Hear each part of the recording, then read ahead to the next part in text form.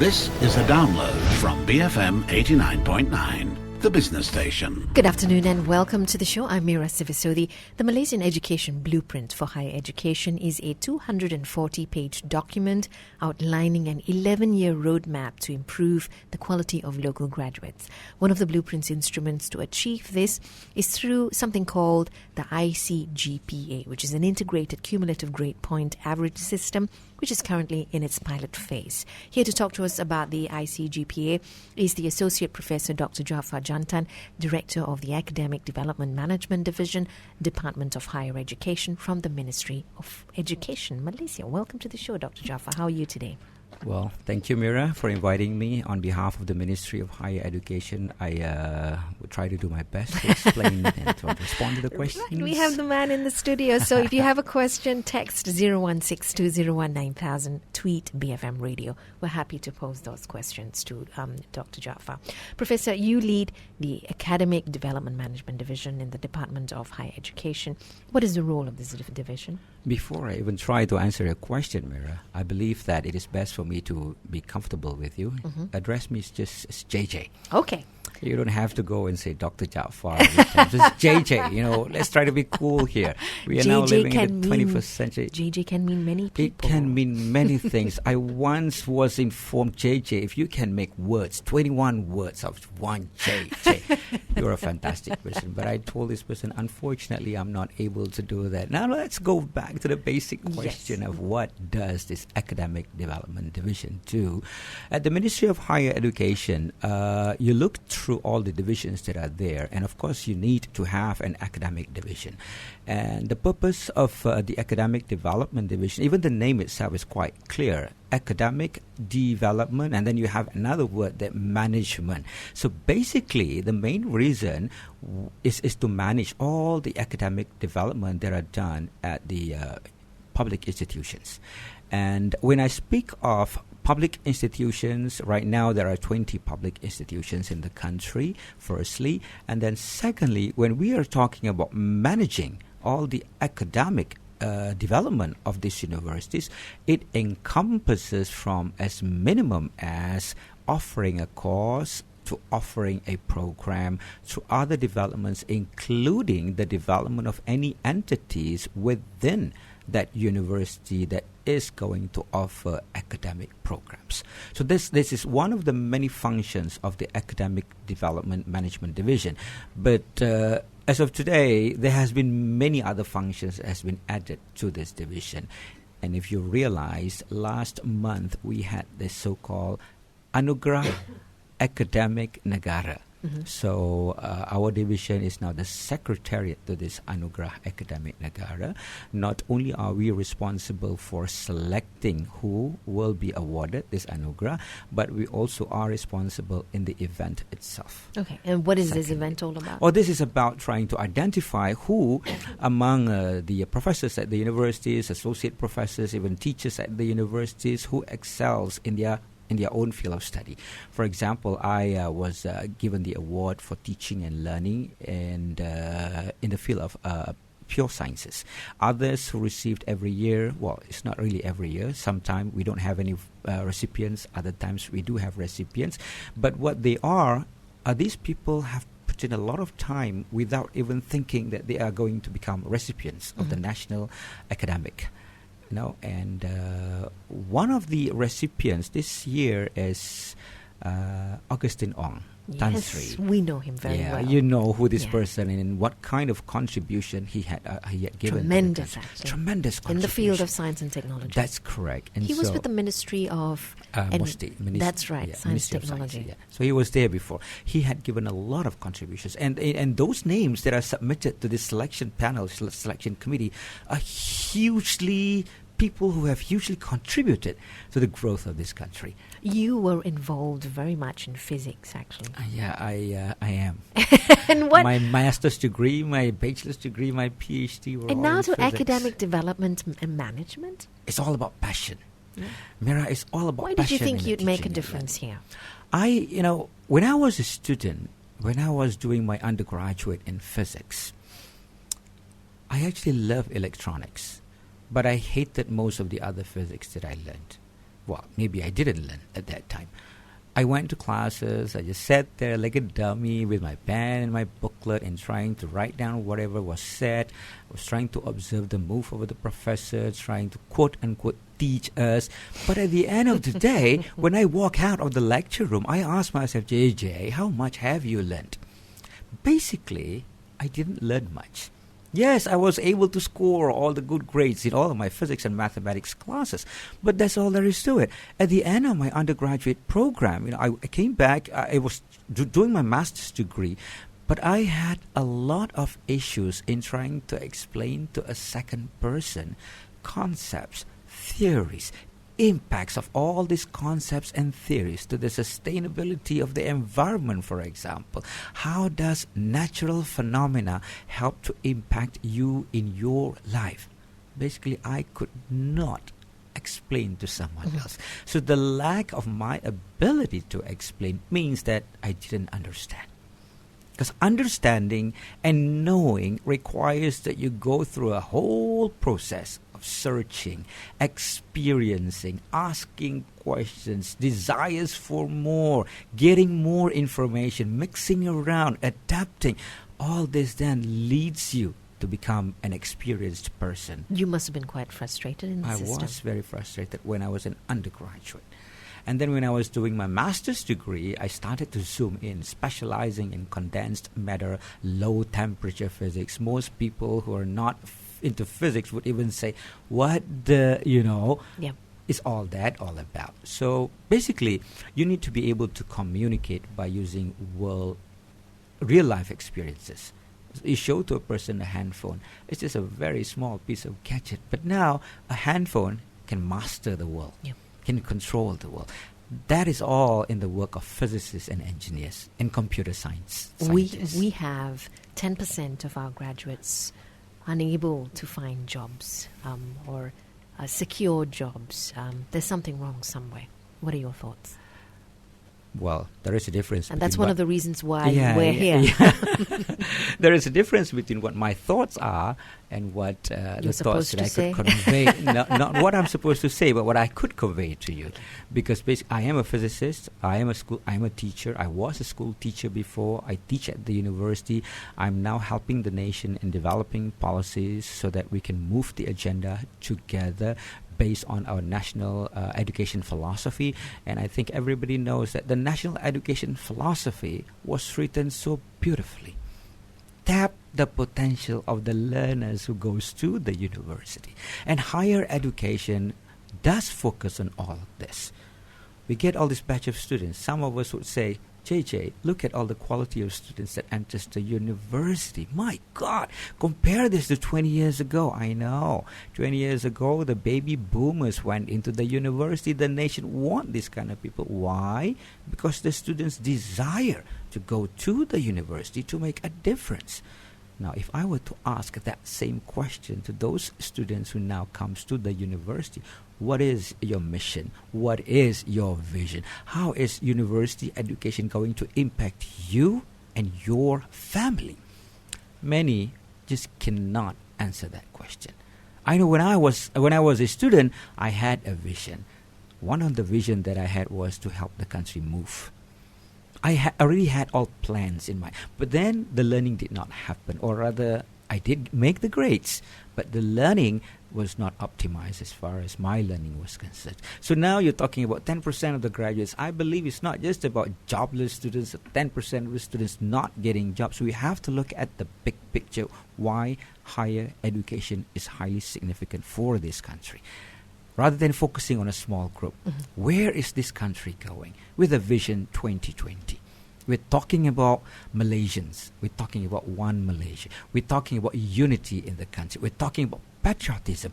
But without the knowledge, without the understanding, without the love, the caring, and the passion, we cannot achieve unity. Where do you think we've gone wrong? Where has things gone wrong? Yeah. In terms of attitudes of children coming to university. We have spoken about this many times at the university. We had lots of conversations why our children who comes to the university could not secure a job, and in terms of the values and the attitudes, where exactly are the problems? The problems are aplenty, Mira, and everything has to... I think the easiest thing we do is to blame the government. Yeah. We blame the government for everything. Education system not up to mark, universities not up to mark. We can't get jobs, it's too difficult. But where does the problem lie in other areas as well? The problems lie everywhere, but we have to recognize which are the high impact problem and the medium impact problems. And I do believe the ministry is now recognizing that the high impact problems are in terms of the curriculum design, the actual teaching and learning that takes place, the learning experiences we provide to our students, the kind of work-based learning that we should have but we forgot to have included in the curriculum. These are the major ones. But one other major factor is the quality of students that comes to the university. And so when we talk about the quality of incoming students to the university, I think we have to look at this worldview of everything. In other words, the ministries have to work together, and we have been working together.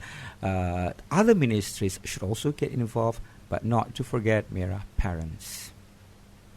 Parents play the biggest role in any defining characters, attitude moving forward for any human being. So if these learners, if these kids are exposed to an environment that are not so conducive and positive, it's going to be very challenging when they come to the university. Personally, I believe we all can make a difference. But the ministry believes that everybody can make a difference. Everybody can be given the opportunity to move forward. And so one of the ways we are approaching this is by looking at how the curriculum is being designed and how teaching and learning should have taken place but still have not moved in the right direction for the 21st century. I mean, you're looking at the higher education part, JJ, but Ministry of Education itself looks at primary, secondary school education, and that, a lot of foundations are built then. So how do you...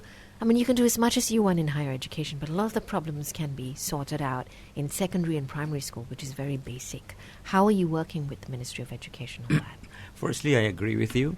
And when we talk about that the Ministry of Education must play a role and that there must be synergy between the Ministry of Education and the Ministry of Higher Education.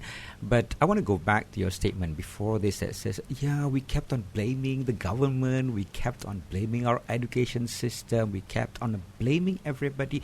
But we have to reflect back before we say there is no synergy. What has our government done so far in the past 15, 20 years? What worked? What didn't work? How have we as individuals contributed to make a difference? Our government has been doing a lot. And synergy between the Ministry of Education and the Ministry of Higher Education, we were once one ministry, and it was working quite well, actually. Now, changes took place, but that is okay. We are still working closely.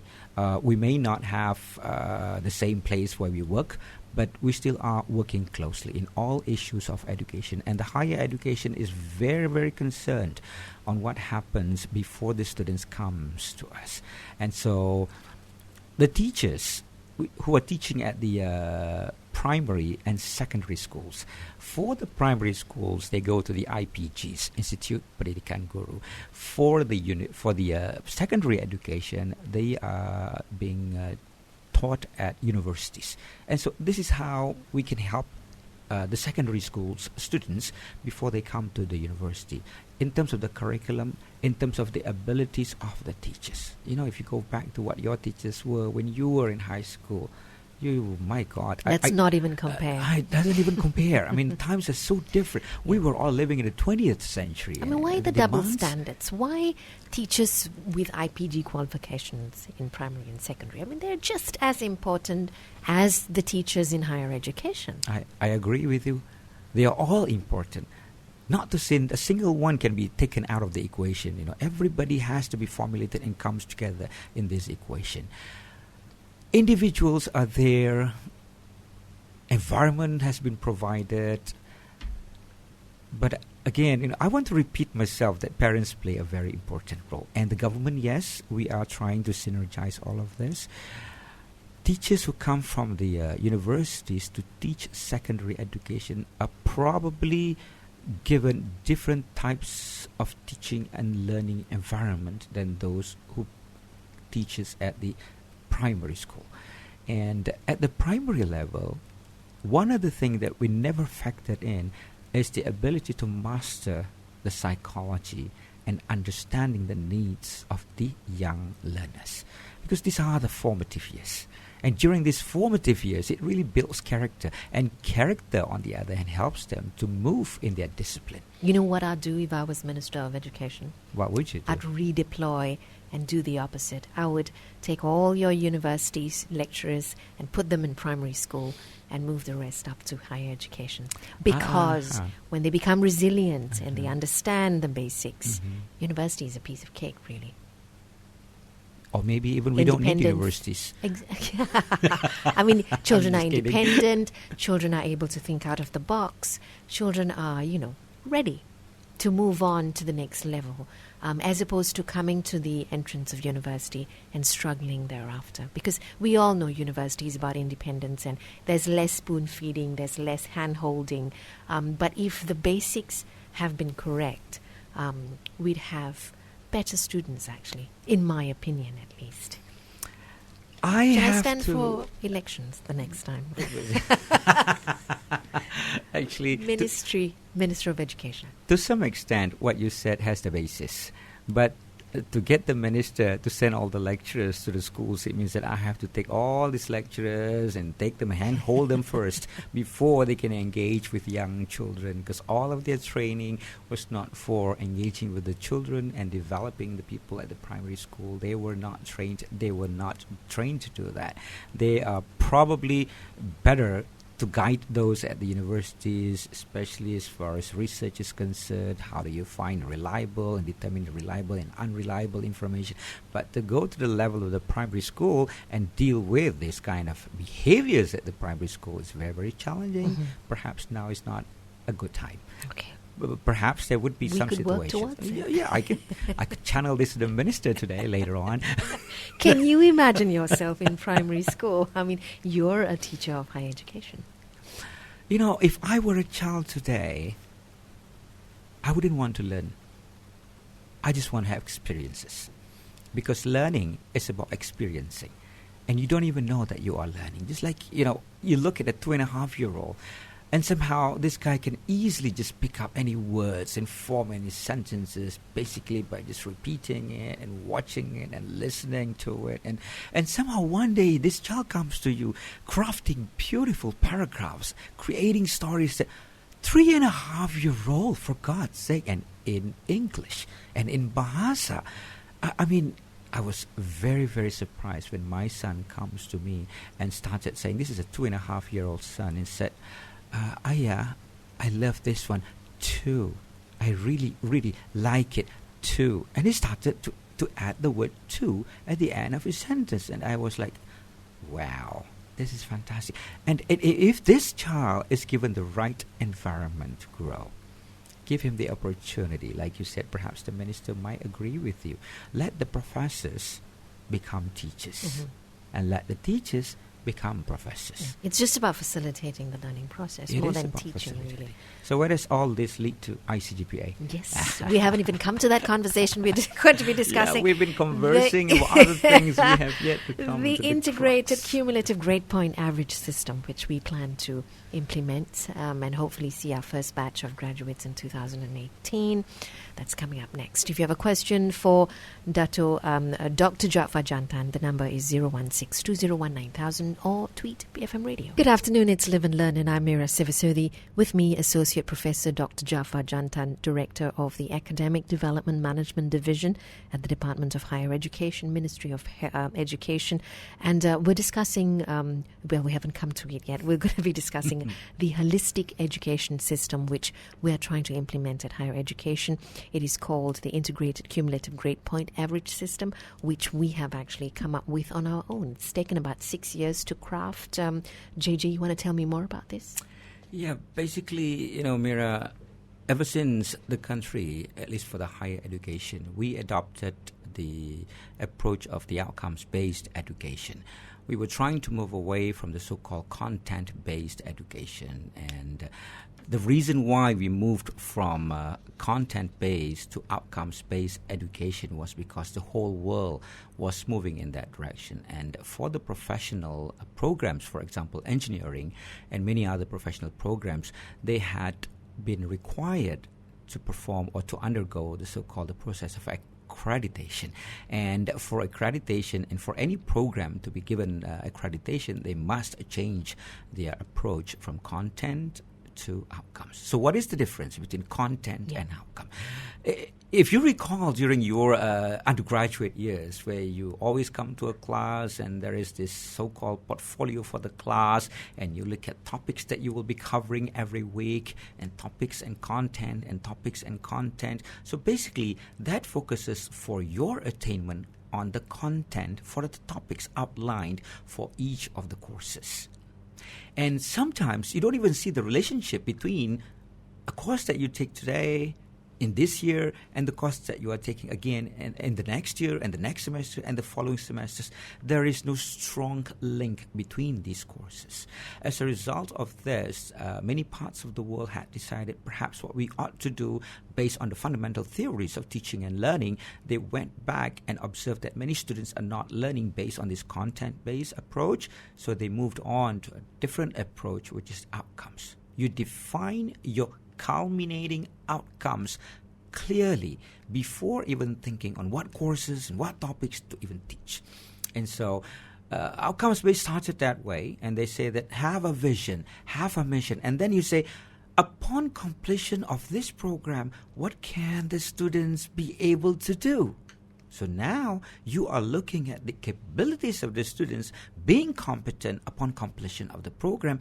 And in order for the students to be competent, be able to do all of this, what are the courses that can help to support their development? What are the topics for each course that support this development? So this whole idea brings us back to what we need to change. And we decided that we need to change the curriculum. And that curriculum must then help the students to develop not only the academic performances, as we all know, the knowledge and understanding and perhaps the skills for that particular program, but more so the transferable skills. People call it generic skills, transferable skills, talking about the ability to work as a team member. Can the students now, upon completion of the program, provide leadership? Can they communicate, converse? Can they be proficient in a couple of languages? Mm-hmm. Can they be cogent enough so that when they speak, someone out there in the audience will not say, I could not understand what you are saying?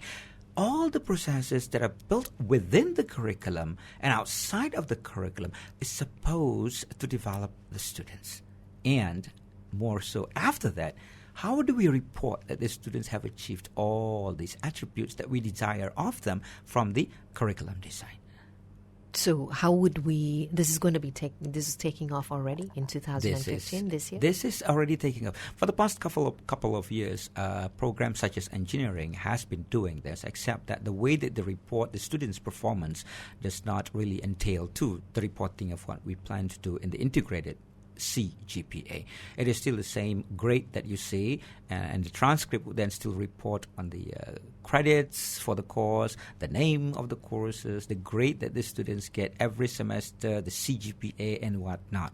But with the integrated CGPA, in addition to all the information, you still have the name of the course, you still have the credit hours taken for each course, and you still have the grades for each course. What additional information we would like to put in this transcript is the so-called the integrated CGPA in the form of a spider web. And 5 universities are involved in this? For the moment, yes, 5 universities are piloting it, and we will see how the universities are doing. In fact, they are doing very well. Mm-hmm. Some of them just could not wait. Many private universities just, JJ, I couldn't wait for this. This is not fair. I would also like to become one of those pilot universities. And this will be, you will sort of reevaluate in 2018? We are going to look at this first by the end of this semester, because we are still developing. Some of the things that we had been using, we had been developing, may need to change to accommodate for problems and challenges that these 5 universities are facing. But basically, one of the most important things that we also need to address is like you may have addressed this before. JJ, how do you measure the soft skills of the students? Exactly. You talked about leadership. How do you do that? Yeah, you talked about leadership. You talked about teamwork. For God's sake, you think it's easy for the students? They're not going to be able to perform out there in the real world. So how do you measure so that they can become employable? This is all what we all want to do. This is what the employers have been saying. Our students is not capable of communicating, provide leadership, not resilient enough, not responsible enough. So how do courses help the students develop these skills? Basically, how do you measure it? Measurement is not by using a yardstick or a meter rule. Measurement in this case have to go back to the assessment tasks that you provide for the students to experience. What I'm trying to say, for example, just as an example, you're giving the students a project. Say you're going to go to a village nearby. You're going to mix with the people in the village. Your outcome will be happiness among the village people, increased knowledge among the village people, increased unity among the village people. Those are the outcomes from your immersion program with the village people. So how do I measure that? Well, number one, the villages will have to assess the students. Among the students, they will be assessing themselves. And then they will be assessing each other. And then a few observers from the universities who are conducting this course would also observe. So we're talking about 360 degrees evaluation. At the moment, it's only 300 students affected? Total number of students varies from universities and faculties. Basically, we are targeting about 300 students. But I do believe from the last count, we do have about 400 over students who will be involved in this pilot study. Considering we have 20 public institutions, this is a very small sample. Were you afraid to go on a wider scale? The ministry believes that all universities desires to have this. But in order to have optimized result, we are trying to ensure universities are in the know, have the capacity. The learning faculties, the teaching faculties also know how to engage in the design of the curriculum, in teaching of the 21st century, in creating rubrics so that when you assess, you are not obsessed with numbers like we do today, So these are some of the things that we need to help us to develop in the teachers, in the lecturers at the university, and the managers of the university first. So after the end of this first semester, we're going to look back what worked in terms of developing the teachers and the lecturers at the university and changing the curriculum. How do you manage it? Because this is over and above the academic side of things. So all of the time is taken into consideration as well, how much they're going to be spending on academics as well as how much they're going to be developing their soft skills. Are we talking about the lecturers or are we talking about the students? students? Okay. As far as the students are concerned, their development, if you had designed the curriculum from the very beginning, even before the students come and enroll for the program, you would have already mapped out in a process that is called constructive alignment. And in the process of constructing the curriculum, we have already determined that for each course, if the course is 1 credit hour, the students' learning time or engagement time with the content and the learning experiences and the assessment task and the whatnot constitute to 40 hours of their time. So once you have designed it that way, then it is fair for you. All courses that are 3 credit hour courses means students will only be committing 120 hours of their time. Anything more and less, a little bit more or less, is okay. But if it's too much, then we have to go back and look into how we can make it better. What are some of the challenges you foresee? And how's it been going so far? It is going very, very positively. Some of the challenges I have seen so far is trying to inculcate understanding among the faculty members in how do we do this. Many faculty members are requiring a lot of hand-holding for the moment. So basically, I am also trying to help faculty members. Just go down there, make them understand. All of them want to do this, but they don't know how to do it. So it is now the responsibility of many entities, especially the university management, and of course from the ministry, to go down there, convince them this can be done. Let's work together. Let's hold hands and work together for the growth of the nation.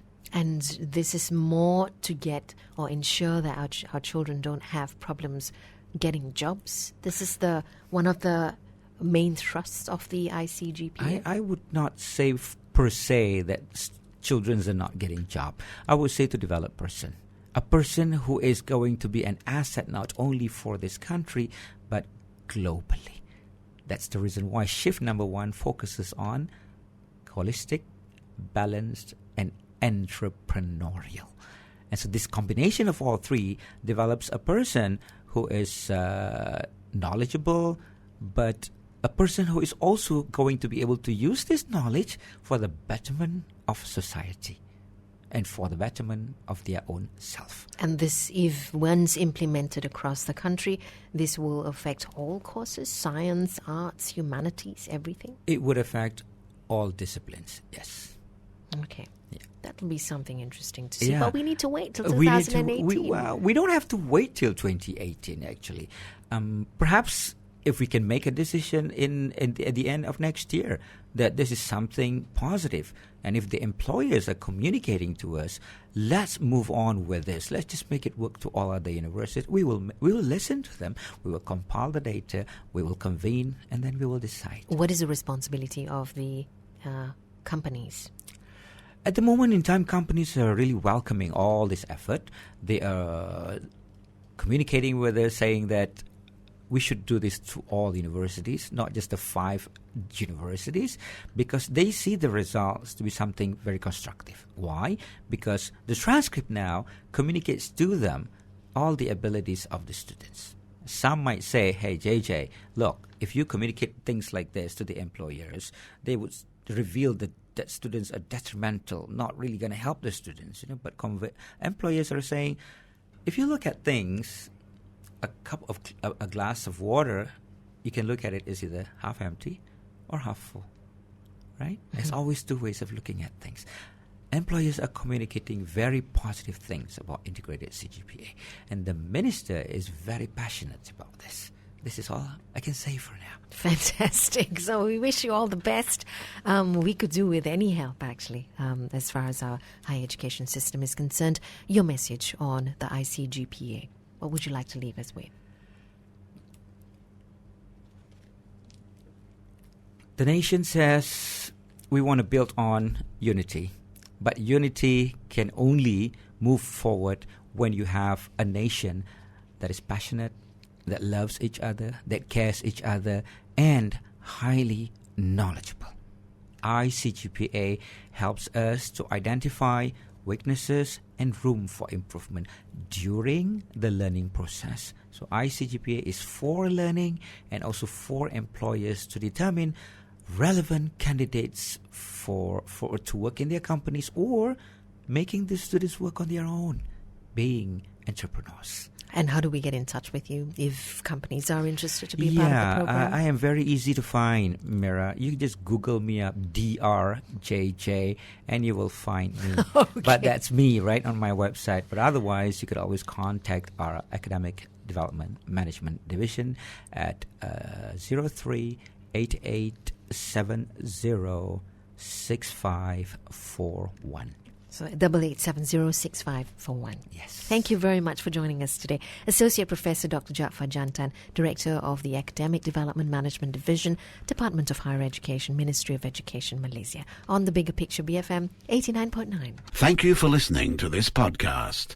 To find more great interviews, go to bfm.my or find us on iTunes. BFM 89.9, the business station.